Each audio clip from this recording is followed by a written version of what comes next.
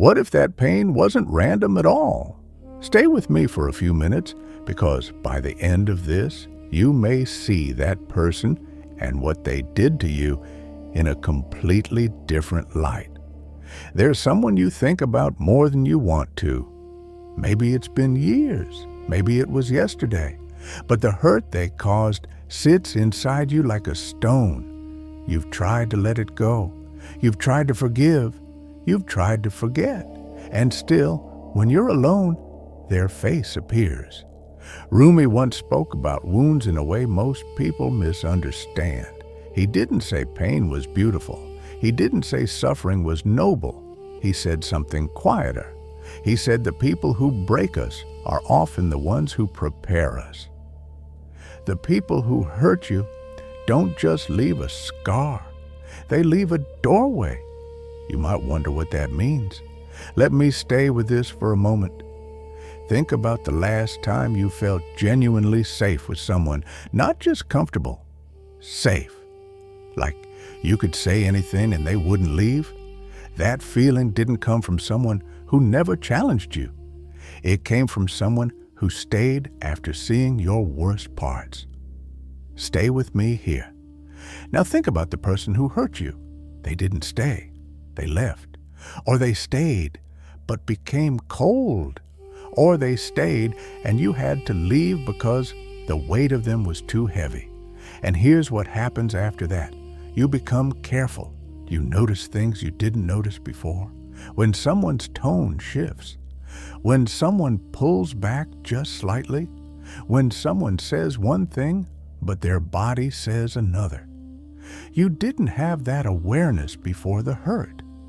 You moved through the world assuming people meant what they said, assuming closeness was permanent, assuming love was simple. The person who hurt you took that assumption away. And maybe that was the point. There's a teaching in the spiritual tradition that says the soul learns through contrast, not through lectures, not through books, through the collision of what you expected and what actually happened. Let me say this as simply as I can. You expected loyalty. You got betrayal. You expected honesty. You got lies. You expected them to care, and they didn't. In other words, that gap between expectation and reality is where something inside you shifts. It's not a pleasant shift. It feels like falling, like the ground you were standing on just disappeared. But here's the quiet truth Rumi understood. That fall is also a kind of waking up, because before the hurt, you were half asleep. You were trusting without discernment. You were giving without boundaries. You were loving without protecting the part of you that needed protection. The person who hurt you showed you where you were unguarded. They didn't do it kindly. They didn't do it with care. But they did it. And there's something people rarely notice about this. Maybe this will help. A few years ago, someone I trusted deeply said something to me in private that I'll never forget.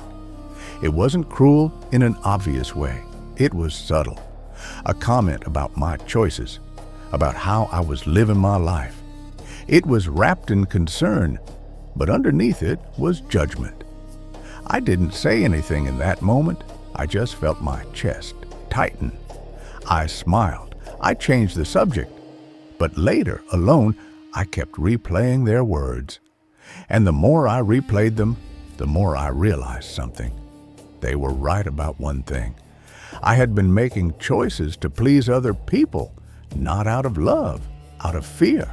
Fear of disappointing them, fear of being seen as selfish, fear of being alone. Their words hurt because they were partially true. And the truth, even when delivered unkindly, has a way of cutting through everything else. I didn't thank them. I still haven't. But that moment changed how I move through the world. I started asking myself a question I had never asked before. Am I doing this because I want to, or because I'm afraid of what happens if I don't? that question didn't come from a kind teacher. It came from someone who hurt me. This is what Rumi meant when he talked about wounds. Not that pain is good, but that pain has a purpose if you're willing to look at it without turning away. The person who hurt you wasn't sent to destroy you. They were sent to show you something you couldn't see on your own. Maybe they showed you that you've been giving too much to people who don't value it. Maybe they showed you that you've been afraid to be alone. Maybe they showed you that you've been performing a version of yourself that isn't real. Whatever they showed you, it wasn't random. You might feel angry reading this. You might think, why should I be grateful for pain? Why should I thank someone who hurt me? You don't have to be grateful. You don't have to thank them. But you also don't have to carry the hurt as if it has no meaning. Because if you carry it as meaningless suffering, it just stays heavy. It just sits there. A stone in your chest that you wake up with every day. But if you look at it differently, if you ask, what did this teach me? Then something shifts. The stone is still there. But now, it's not just weight. It's also a reminder that you survived something you thought would break you. A reminder that you're stronger than you believed. A reminder that you can feel deep pain and still wake up the next day. Here's the part that's hard to accept. The person who hurt you probably didn't mean to teach you anything. They were just acting from their own pain, their own fear, their own brokenness. But the universe doesn't waste anything. Every interaction, even the painful ones, is part of a larger pattern you can't see while you're in it. You only see it later, when you're standing in a new place, when you're with someone who treats you differently, when you notice yourself saying no to something you would have said yes to before. That's when you realize the hurt wasn't the end. It was the turning point. There's a moment in spiritual growth that most people don't talk about. It's the moment when you stop asking, why did this happen to me? And start asking, what is this trying to show me? Listen closely for a moment. The moment you stop asking, why me? And start asking, what now? Is the moment your life quietly changes direction. That shift doesn't happen quickly. It doesn't happen through willpower. It happens slowly, like ice melting. One day you're still angry. The next day you're still hurt. But somewhere in between, a small part of you becomes curious. Curious about why that person had so much power over you. Curious about why their opinion mattered so much. Curious about what part of you they were reflecting back. And in that curiosity, something softens. You're not forgiving them. Not yet. Maybe not ever. But you're no longer giving them all the space in your mind. You're starting to take some of that space back. Rumi said something else that most people overlook. He said the wound is where the light enters. Not because the wound is beautiful, but because the wound breaks you open. And when you're broken open, you can't pretend anymore. You can't hide behind the version of yourself you've been performing. You're raw, you're exposed, you're real, and in that realness, you finally start to see yourself clearly. You see where you've been afraid. You see where you've been too trusting. You see where you've been too hard. You see where you've been too soft. The person who hurt you didn't give you those insights as a gift.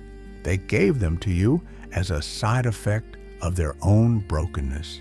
But the insights are still real. So what do you do with all of this? You don't have to forgive them. You don't have to reach out. You don't have to make peace with what happened.